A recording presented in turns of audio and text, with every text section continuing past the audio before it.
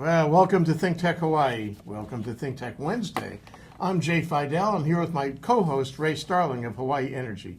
So tonight is Wednesday, and that means that we're going to do Hawaii, the state of clean energy, on our ThinkTech radio series, sponsored by the Hawaii Energy Policy Forum.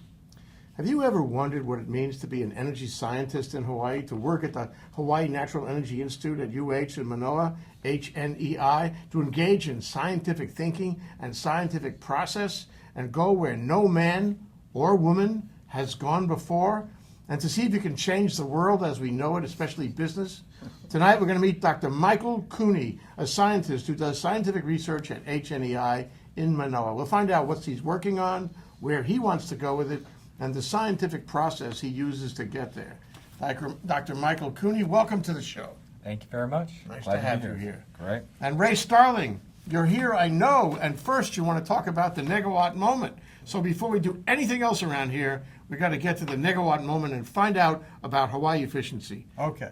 Hawaii Energy is the name of our program, and I'm here representing Hawaii Energy as the program manager.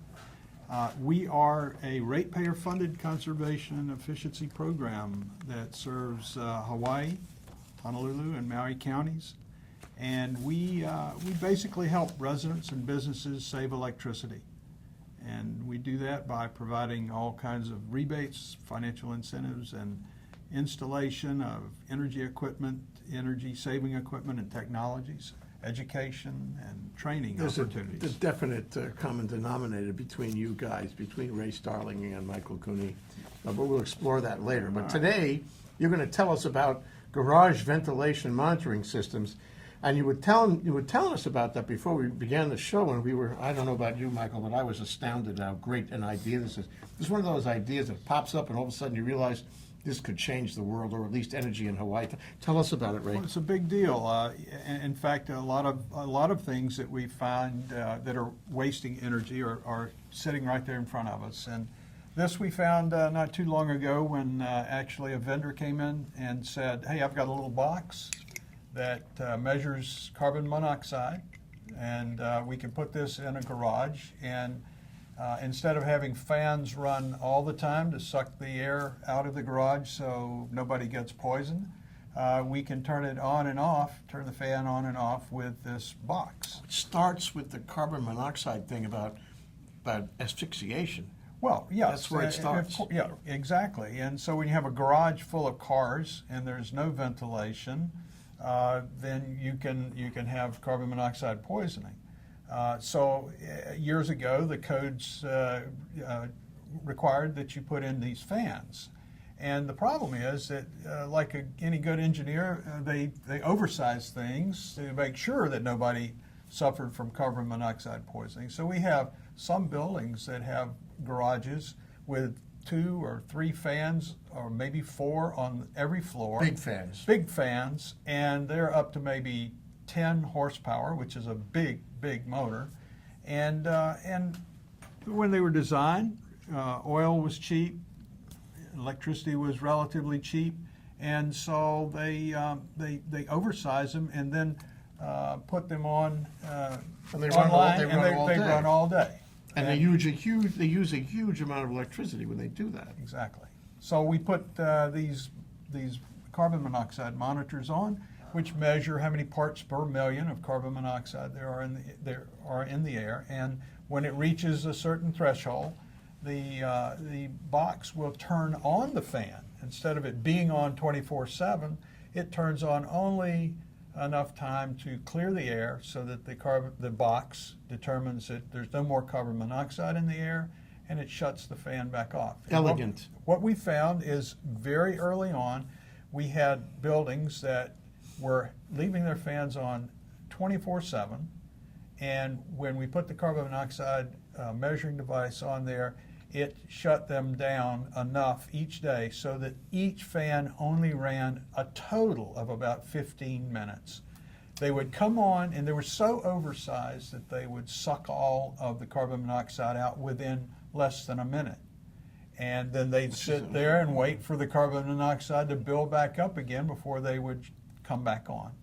And over time, we had, in some cases, in most cases, over 80% savings. And that was determined by how often the fans were turned off anyway. Some of them were turned off during the nighttime hours and so forth. What a great idea. Did you So- have this while you were sleeping one night or what? No, it was a vendor. We have a lot of vendors who come and they've got a black box that will save energy. And sometimes It actually really, yeah, works. sometimes it actually works. And this time it did. And we're very happy to say we've got several people who have already, we gave rebates for these, although a lot of them didn't need a rebate. That all the customer had to know was that this was going to save them a lot of money. They would have put it in Huge. on their own. 80% of the electricity for those fans you could save. Right. So, in but the you give case them of what's the rebate? in the case of one of the customers that we can mention, Nehru Tower, the AOAO, annual savings by putting in these monitors around $284,000 a year. That is tremendous, and we have a number of others that are saving lots of money, and that's what we're all about. That's what the program, Hawaii Energy, which is again ratepayer funded, its intent is to give people ideas and give them sometimes a little push to go do something that will save kilowatt hours. Good for you, Ray. This is a great one. This is really memorable. I mean, talking to our listeners for a minute, this fabulous idea, elegant little box, and Elegant. saves $280,000 a year in electrical Next week costs. we'll have lots of boxes coming in, and this will save lots of money. I hope so. After a while, you won't even need the rebate. Just the word about this That's program right. will Here we have another box. another box. Yeah. So thank you, Ray. That is more than a negawatt moment. That's a multi-negawatt moment, I All think. Let's move on to our principal guest, who is Dr. Michael Cooney. And Dr. Cooney, I want to ask you first, in terms of your research, you were a researcher at HNEI in Manoa, and you're working on the WESS program research project, which means Water, Energy, and Soil Sustainability, which is about as complex when you put all the pieces together as anything we've discussed on this show in a while. But I wonder if you could, tell us a little about, what you do there as a researcher and what has been happening lately. I guess let's start with what should the public know about the news that's coming out on the WESS project? Well, to begin with, the WESS program was funded about a year and a half ago from $1 million sustainability grant that came out of the Vice Chancellor's Research Office at the University of Hawaii. It was the second such award. And at about the same time, we got a $500,000 award from the DOE to go into wastewater treatment facilities and try to reduce their energy use. Not to try to change wastewater treatment, but to try to reduce the energy required to do a process that already exists. So you had a pivot. At a pivot moment, and I combined it. That's like a nanowatt. Excuse me. Megawatt. A nanowatt. Yes. A negawatt. Something like It's like that. a negawatt moment. It's a pivot moment. A negawatt moment. Yeah. Something like that. I combined the two together, and there's, going back to something that Ray said, is that the treatment of, well, first of all, water, energy, soil sustainability is predicated on the idea that our economy, particularly the United States, is facing a couple of crises that people are really not aware of, and it's water and soils. We're losing both nationwide at an alarming rate. And it is something that You don't mind if I punctuate your discussion with questions, right? Sure.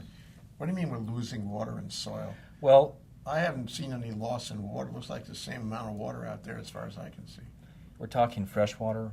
We're talking about sourcing it from aquifers, below ground, the catchments. So not only So in it's drinking water. it's fresh water. It's not ocean water. Okay, what about losing soil? I don't. what is Topsoil. this? Topsoil. Topsoil is running off. Yeah, it's, throughout the United States and Hawaii, from the farming practices and so forth, we're losing topsoils to rivers and stuff, and it goes out and it's not It goes out into regenerated. the ocean where it disappears. Yeah, and then there's also the advent of the long commercial farming over 40 years where they really are just tearing up soils. They're not replenishing it. Soils are almost like a sponge onto which you irrigate liquid nitrogen, liquid phosphorus, and so forth. So, It's a little scary, Ray. and it, Were you know, you aware of this? I wasn't, no. Okay. so, and then energy's in there too, and everybody kind of understands the looming energy crisis. But if you talk about like soils, to support the farming, you have to have nitrogen and phosphorus as fertilizers. Now, where do they come from? The nitrogen is largely coming from natural gas deposits, and the phosphorus is largely being mined out of the ground. It's not a it's not a regenerated nutrient. I mean, the deposits of phosphorus. Yes, and the majority of the phosphorus deposits are in places like Morocco, northern African Sahara Desert, and Russia and other places. So they're not in hospitable areas. And you know, you can go through, if you do your particular literature searches or you Google or whatever source you want to find, people will talk about looming phosphate reserve depletion and nitrogen depletion, as well as energy. So this isn't going to be a century of just peak oil. It's going to be a century of peak everything: peak water, peak nitrogen, peak phosphorus, and peak energy. And if we don't get back to sort of a sustainable way of providing for water, energy, and soil sustainability, I think the United States will be extremely challenged. Well, and the rest of the world too, no? I mean, this is really, to me, important news. It's not just oil. And as if to punctuate that, we're going to take a short break now. This is Dr. Michael Cooney from HNEI. He's a researcher working on the Water, Energy, and Soil Sustainability Project there. And Ray Starling and I are getting more and more interested because we know this affects us, and we're all about sustainability. We'll be right back after this break. Thank you, Jack Waters. We're back. We're live. We're ThinkTech here on a Wednesday. I'm Jay Fidell, and I'm here with my co-host Ray Starling of Hawaii Energy, and we're talking with Michael Cooney of HNEI about his research on the Water, Energy, and Soil Sustainability Project, which sounds more and more interesting. And I mean, really caught by the fact that just as we're losing oil, we're going through peak oil now, we're losing other things that we will suffer for the lack of later. So this is where you begin with this. And I guess there are agencies out there that want to fund you, they want to find out more about it. That's why you're so popular, Michael. Well, I don't know about that. I'll have to talk to, but not with my kids anyway. It's a wild guess. But getting back really quick to something that Ray said, Ray's example was a really good way to open the show on this concept, because very much like treatment of air pollution in garages and so forth, the treatment of liquid and solid wastes in the United States was really predicated on an unlimited energy concept, where energy use never factored into the processes that were applied. Sure. And so just as it's now seems to be very stupid to have ever just done oversized fans operating around the clock, 10, 15 years ago to an engineer that would have been a very clear-headed, rational way to do it, because energy was not a factor. What was a factor was to absolutely avoid any kind of liability in terms of carbon monoxide poisoning. Absolutely. So the absolute rational way was to oversize and turn them on all the time.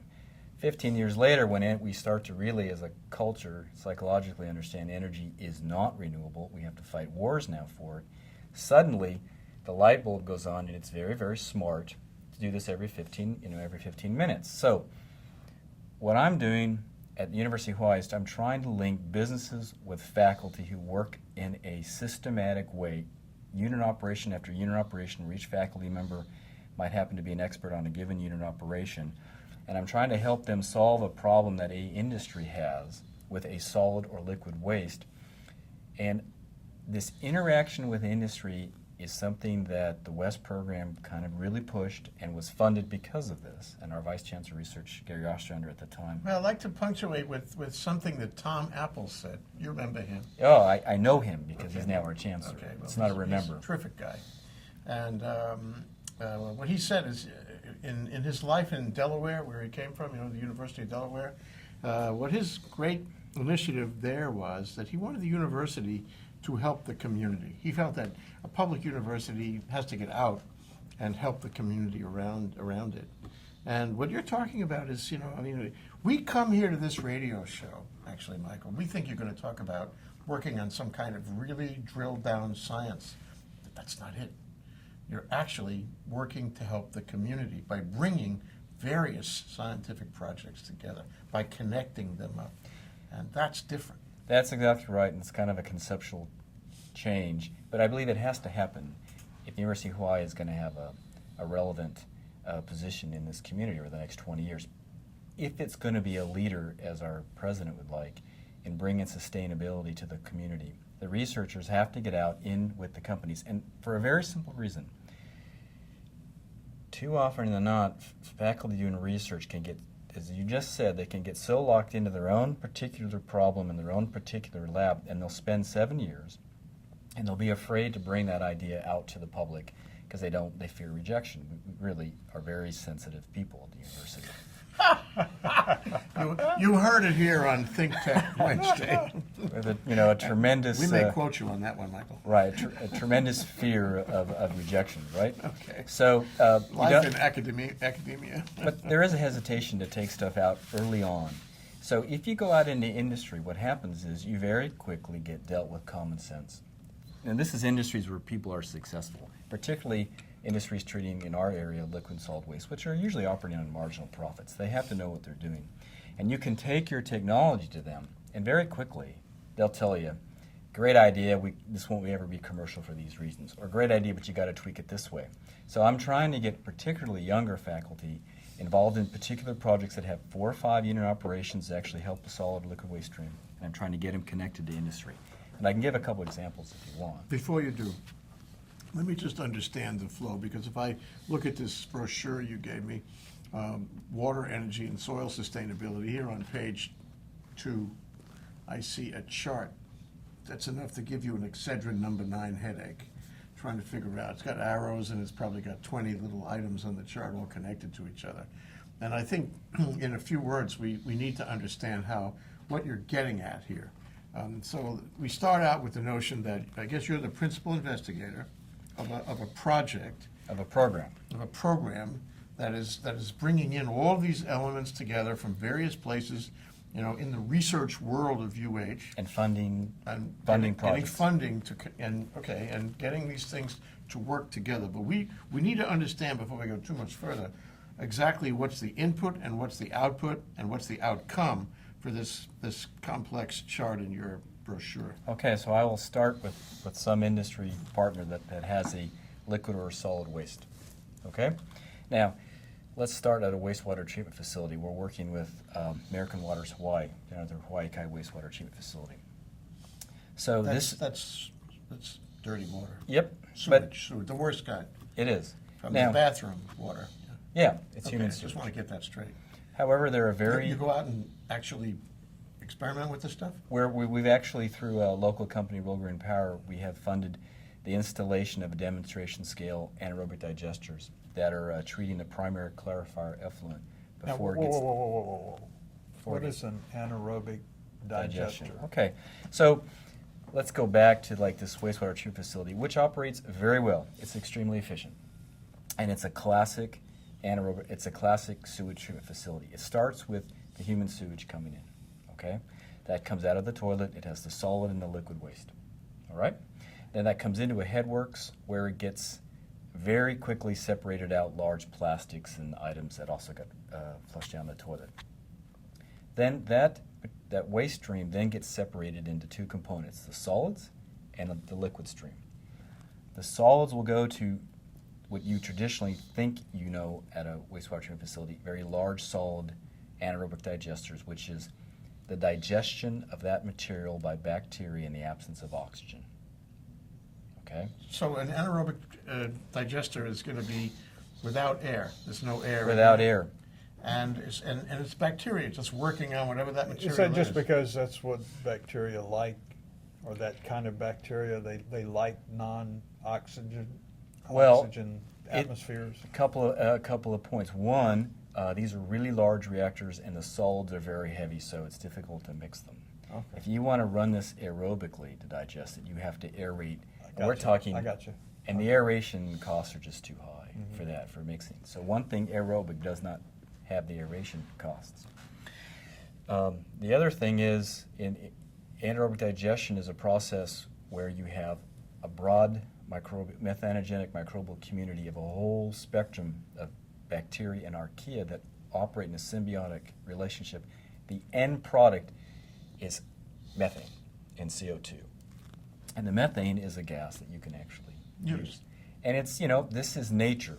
This is how nature does it. It's how it happens in your stomach, and it works. And the real goal of the solids digestion is, for the most part, to just stabilize those solids before you throw them away.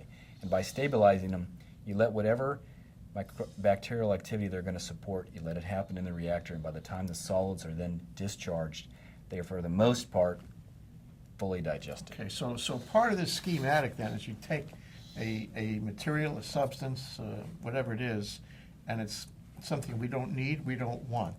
We have no use for it, it's toxic, it's unpleasant, and then you're going to make something more useful out of it. Right now, what they're doing is they take that dried sludge and they just take it up to the Waimea Gulch. They just take it to the dump. Now, that's a cost to the business, and it also is a fuel cost. You got to truck it every day. They're trucking, and it's kind of crazy. Now, you would think, let's just use this in soils as a fertilizer, but there are regulations about putting treated solids into the soil. So that has a cost. So regulation kind of comes in. So we have researchers in the WESS that are taking that sludge. They're making it into biochar. Okay, Michael Cooney has a flash carbonization process he's developed over 15 years.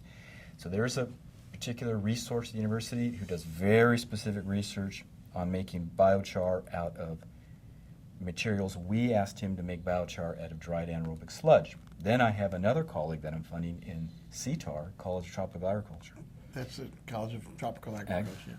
Who's a soil scientist, and I've asked him to put the biochar in the soils and to see if biochar amending soils improves crop growth, whether it improves soil resiliency to watering with treated wastewater that's got salts and stuff in it, and to see, and why would you want to do that? Well, in the state of Hawaii now, it's now going to become illegal to take that sludge to the dump.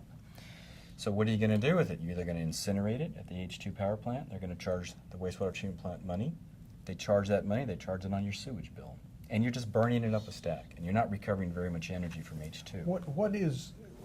Describe what biochar is, and how do you get that out of the process? So, good question. So biochar is the result of a pyrolysis reaction where you take a carbon organic, and you heat it at high temperatures. Ray, when I spoke to Michael earlier, I told him, when scientists come on, ThinkTech, we tell them not to dumb it down. We tell them to use their regular vocabulary, and we are hoping that our listeners will understand that. Well, and I'm representative of some of the listeners out there who want to But know. it's free to ask questions, though, and that's the way we get the information out. Okay. So tonight we're talking with Michael Cooney about his work at HNEI. I'm Jay Fidell. That's Ray Starling. We're talking about the state of clean energy in Hawaii, sponsored by the Hawaii Energy Policy Forum. We'll be right back on the other side of this break. We're back. We're live. We're ThinkTech, and we're Wednesday. I'm Jay Fidell, here with my co-host Ray Starling of Hawaii Energy. We're talking with Michael Cooney about his work at HNEI in sustainability in the fullest sense of the word. I want to take a short break, and I want to talk about a program we're doing on February 28th. This is a collaboration between ThinkTech and the Hawaii Venture Capital Association at the Plaza Club. It's about transportation, a subject which is huge and which we really don't spend enough time on. Transportation is largely about energy. Are things just fine with transportation in Hawaii? You decide. Incredible congestion, potholes are only the beginning. Why do we still have 2 traffic jurisdictions in Oahu, state and city? Wouldn't one be more efficient? Our roads and traffic control systems are increasingly inadequate for the number of cars we have. Our bus system is being left behind. Why aren't there more bikes? Why are cyclists and pedestrians being killed at an extraordinary rate? Airfares are way too high and going higher. Families from neighboring islands can't get to see each other. There's no super ferry, no inter-island ferry at all. Gone, and for a lot of people, forgotten. So what's the plan? Who's driving transportation, and where are we going anyway? That's what we're going to talk about.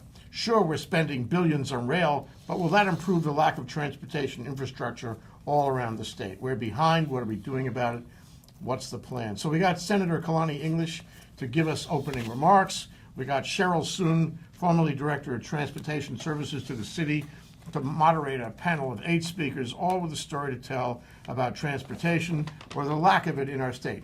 If you want to sign up and hear this program, participate in the Q&A, you can do that on hvca.org. See you there, February 28th.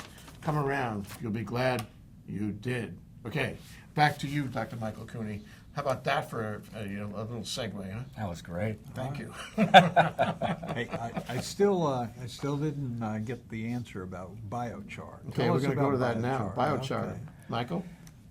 Well, if you take a take a wood or some sort of organic material and you heat it up to high temperatures, 300-400 degrees Celsius for a prolonged period of time, you effectively burn it to some extent.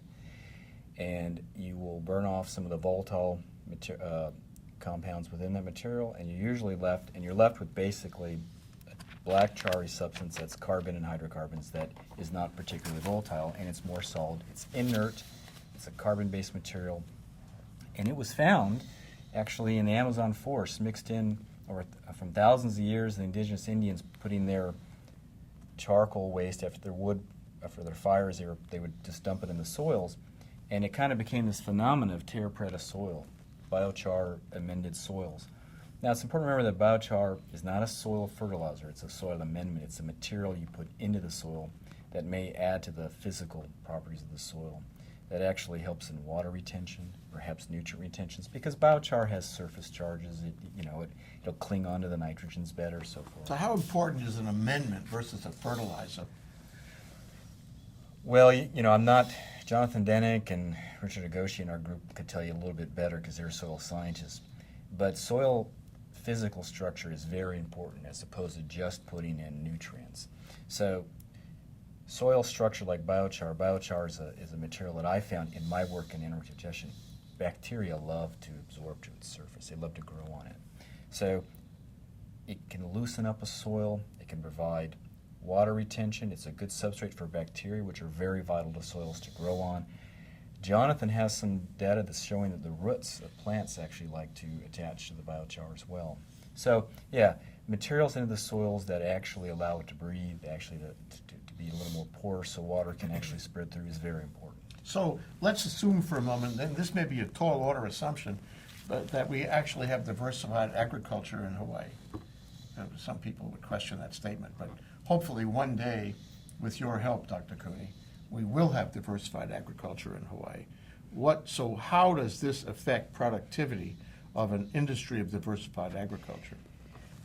Well, it's not really known how well biochar impacts the biomass productivity of plants. There's been a lot of claims over the last 10 years. It became a very hot topic in investment circles. I think there was a lot of low-level science being touted to actually sell this at a high rate. It was like the next great thing.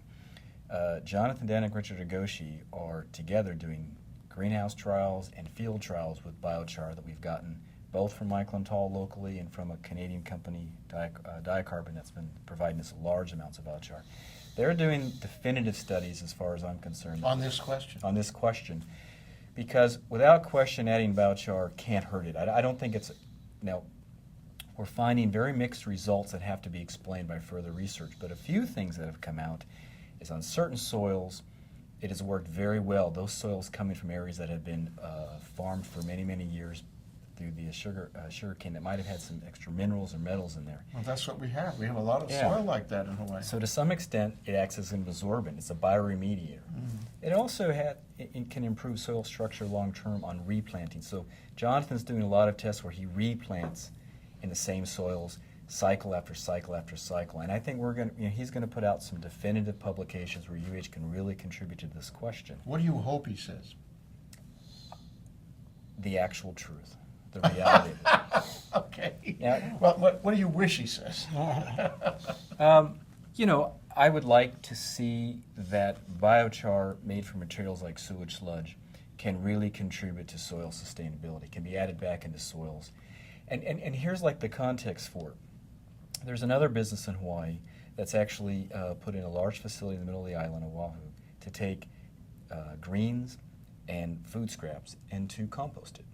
Now, this is a lot of money, $100 million investment. It's a it's a business that's on the margins. It always is this way. But they would like to take sewage sludge that's been treated, and they would like to mix it in as well. There is a psychological discomfort with treated sewage sludge, and there's regulatory issues about putting it in with composting. So we're working with them to discuss the concept of taking the sewage sludge, making it biochar first, and then adding it in with their compost. Now, why would they want to do it? Well, if Jonathan and Richard's work shows it really does have a nice effect, and you can kind of call it terra preta, well, you can take a business, goes back to this business that now has to pay to get rid of this sewage sludge. You can now turn this into a feedstock for a composting company that if they can make it work where they can actually take that feed that's somebody else's waste, it now becomes their feedstock, they make biochar, and if they mix it in with their composting business, which is already operable, and they can add $5 a bag, and they call it terra preta premium, then suddenly you've taken a business that's already in the game, you've allowed them to bring in somebody else's waste, transform it through a technology. We get the scientific data on making the biochar. We have industrial companies that can come in that we can connect them to. We have actual faculty delivering sound scientific data that's done in the greenhouse and trials to show just how much it really works. So this company, if they like the idea, they can say, yeah, we're going to sell terra preta soils for, and the University of Hawaii has documented this as being this good. Wow, the questions flood into my mind. By the way, But this when is- Dr. Cooney describes this, and you can see this on our video, which will ultimately be played on Channel 54 Olelo. When Dr. Cooney describes this, he's gesticulating up a storm, which means he's very passionate about this. He may sound cool and and collected, but we know better. Ray and me are watching him like this. But what strikes me about this is that you take, first of all, the university is doing something that's good for business. That's good. Second, strikes me that the university is adding value to this whole sustainability process. And I wonder if the university, have any expectation of operating not necessarily by grants, but by commercialization of intellectual property when you do this kind of work. Don't be stumped by my question. No, I'm not, because that's a very important part, because the university is almost sometimes like a two-headed organization. On one end, it's a land grant. So some of the faculty in our program from CTAR, they kind of operate on the assumption that they really should just go out and educate farmers, and any information in their labs really needs to be freely disseminated. There's another arm of the university that is connected to the Office of Technology Transfer and Economic Development, OTED, and they're the contractual arm. They want to capture intellectual property that they can, patent or license to businesses because they want to get their money back. So there is this dilemma of just to what extent do we release information, and some of the faculty who are being funded in this program are also being funded off their own grants. Like they've been working 10 or years on this thing. It's not just they developed it under this WESS program. I'm bringing them in together into a larger systemic group of researchers doing kind of a process together. They may have already disclosed their technology through the patent office, and they will want to control it themselves, and they will want to negotiate it. So it's a fluid process. It doesn't have an easy answer. And one of the things I've tried to do in the WESS program with the two companies I'm working with is I've tried to create agreements, what I call Omnibus Agreements with them, that are like an umbrella agreement. And it covers in one single agreement how intellectual property will be treated, how it will be negotiated. And that has been negotiated between the host company that is hosting one of our demonstration projects and the University of Hawaii. And it could be used as a template. It's for all when- other faculty when that other companies come involved in this, and you've made you polished off the technology. Yes, but one level lower than that, for that given omnibus agreement, other faculty on campus who want to work with that company, who find out what we're doing, and they've got a little piece of technology that fits into this little system that we got. If they go down to the company and they convince them that this is a good thing to trial, all they got to do is sign one page and follow a few rules that's in this omnibus agreement, and they don't have to go through the complex negotiation. And You promise? well, you have to ask OTED, but it should be a promise because it's in a contract. It's been written, it's been negotiated. Okay. And I think that's trying to ease up how companies can approach the university and get something in place. Ray, this is very exciting. We're 45 minutes into the show, but the fact is that all these things are tumbling out. And we find, Oh, just as I said my that, goodness. it looks like we're almost into the fourth quarter of the show. Ray, why don't we take this short break? That's Ray Starling. I'm Jay Fidell. We're here with Michael Cooney. We're talking about the WESS project, which is water, energy, and soil sustainability, here on the Hawaii State of Energy program on ThinkTech Wednesday. Thank you, Jack Waters. We're back. We're live. We're ThinkTech here on the Wednesday. I'm Jay Fidell. We're here with my co-host Ray Starling of Hawaii Energy. We're talking with Michael Cooney about his work at HNEI, and I just want to summarize one thing, Michael, and that is that your anaerobic digester process that you described is really one of a number of processes, right? The idea in general is to bring these technologies together so you take, let me get this right, a sow's ear and you make it into a silk purse. Something like that. All right, and make money, or at least save money. Exactly. Really, to help existing businesses, and I'll make a little bit of a plug here, but existing businesses a little more profitable. If there's businesses out there that have a solid liquid waste stream that's problematic to them right now. Like McDonald's. A brewery A has brewery. a brewery Oh, okay. discharge or All right. something like that. Whatever it is, contact me. I'd like to hear from you because I'll do my best to try to get whatever initial agreements you might want to have in place with the university first, to have non-disclosure agreements put in place or any kind of research agreements.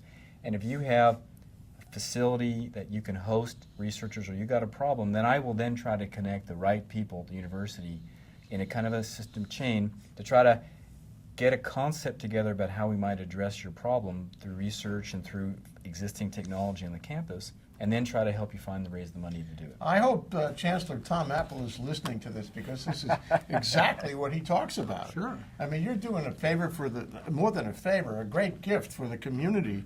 You're bringing these enormous resources down off the hill and providing them to ordinary businesses, and giving them a path just as good as a garage black box ventilator machine. It's almost the same thing. We heard about that earlier. But during the break now, Michael, you said that you had a wild idea you wanted to share. And we here at ThinkTech, we believe in startups, and we certainly believe in wild ideas, especially if they're entrepreneurial. So what do you got? Okay, well, here's something to think about. It's not entirely my idea. It came through a few other channels, and it came to me in a conversation with actually my dean, Dean Taylor, because the WESS program exists. But, all right, we're an island community. The United States has a lot of territories. We have a lot of islands throughout the Pacific. All right, on Hawaii, we're water challenged, and it's going to be a greater issue over the next 20 years. You can talk to Bill Tam and others at the Water Commission all about that. A huge source of water is wastewater treatment. It consumes a lot of fresh water, and that's going to be, in my opinion, a commodity. Now, what doesn't exist right now in any kind of major scale and anywhere in the world is wastewater treatment using seawater. So that would mean seawater comes in to the toilet, it's flushed, it takes the waste materials back down to the wastewater treatment facility. It's all in saline conditions, seawater. So imagine a situation where one hotel at a time, we work with a small business like Real Green Power, who helped us put the material, the anaerobic digesters into the Hawaii Kai wastewater treatment facility, and they're specializing in building materials that are salt resistant, reactors and so forth. Imagine going to a hotel down in Waikiki that's already got a rusted infrastructure, they're consuming a lot of water, and they have to face the fact that they're going to have to upgrade their plumbing for their plumbing anyways. So hey, let's get some government incentives involved, let's get some grants involved, let's get some venture capital involved. Imagine a situation where we build a point source wastewater treatment facility based around anaerobic digestion at that hotel, using technology developed from our program and researchers like myself, because I specialize in anaerobic digestion. Let's, at that hotel, have them process their wastewater using seawater. That takes them offline. And it doesn't sound like a lot. It's one hotel. But you do it with one hotel, and you help them, because you help them make a little bit of money, and how do we pay for it? Well, it's tourism industry. You can charge a little bit more on the tourism. State can put in some incentives. The hotel itself may have to replumb anyways. You do that, do it to another hotel, third hotel, What are fourth they, hotel. so are you saying that they would get biochar out of this and use it on the landscape? No, I'm just saying that they convert their wastewater at the hotel. They do it as a point source. So they no longer are connected to Is the to grid. process, would the process still be like freshwater based? Except sewage treatment? it's running on seawater. Okay, all right. And they become their own, you put in point source little wastewater treatment facilities at a hotel. So they have their own little wastewater treatment facility. Singapore is already starting to do this. But the deal is then that hotel is now, they're no longer tapping into fresh water for their wastewater system. And because eventually we're going to have to process waste, sewage, using seawater. Now, it hasn't been done, but on the seafloor, you have basically sediments that are effectively anaerobic. You have methanogenic microbial communities there. We already know that. Why can't we take that sediment, inoculate them in the packed bed reactors, build up the appropriate biofilms, run this, condition, get a microbial community that works? And why would a hotel want to do it? Well, if they're going to have to upgrade anyways, they're already paying enormous tipping fees to the sewage treatment plant. If they run it themselves, No fees. no So- fees, and then we start to use less water, fresh So you're water. saying that the upgrade would have to be pipes that Yep. would not rust with, PVC, plastic, Okay. this sort of stuff. Well, the pipes, once you expose the ordinary conventional pipes to seawater, they're not going to have a long, useful life. It's a big upgrade, yes, and you're not going to do it to an entire city because you're not going to go through and rip up your entire sewage systems. But the reality of it is, we are going to face severe shortages of fresh water on this Let island. me understand how this works, though. So you take seawater in, Yeah, it's just you mix it with the effluent, and you put it in an anaerobic. no, you put No. it in the commode and it Put it in the flushes commode, just flushes. like regular water, yeah? So, okay, so now the effluent has the seawater in it instead of fresh water. it's just a separate line of water. Okay, and then this, yeah, so you're not using fresh water because we're running out of fresh water. And then you put it in an anaerobic digester or what? You just run anaerobic digestion using seawater. And what do you do with the outcome of that? The effluent, Yeah, you have to discharge to the oceans just like we're doing now. back it. All of our wastewater treatment facilities in this island eventually discharge to the ocean. But see, I can see the value of distributed, what do you want to call it, treatment. Just as I can see the value of distributed energy, which is a big discussion, in the whole discussion of renewable energies. Shall we use statewide or island-wide or distributed right down to your house, like with PV? But where I get stuck is you have this result, which is the treated water, and you want to put it back into the ocean, maybe right there at Waikiki Beach. No. What do you do with it? You'd have well, first of all, the wastewater treatment facility at Sand Island discharges untreated wastewater. So it's a hotel. It's an old hotel. The hotel I have in my mind is a hotel that's near Cohio Beach, right? And when you finish with this, you have the effluent, cleaned up effluent, going back somewhere. Yeah, but it's piped. It's piped off. way offshore. Way offshore. Okay, so, and that'd be okay. And in some cases, depending upon where the resort is, they might use that water cleaned up one step further to water their golf courses, because that's already happening. Yeah. So it's always a case by case basis. The design becomes optimized for the specific hotel and the location. But if you did it down in Waikiki, you'd have to pipe it offshore a Yeah. great deal, which is what we already do. Yeah. And that's all governed by regulations. You're not going to be dumping on in the canal, Yeah, Wildlife okay. Canal. But In the canal, it wouldn't make much of a difference from what I know about the canal. But long-term, wastewater treatment will have to be point source. Okay, you say it's a wild idea. Why is it wild? It sounds perfectly reasonable.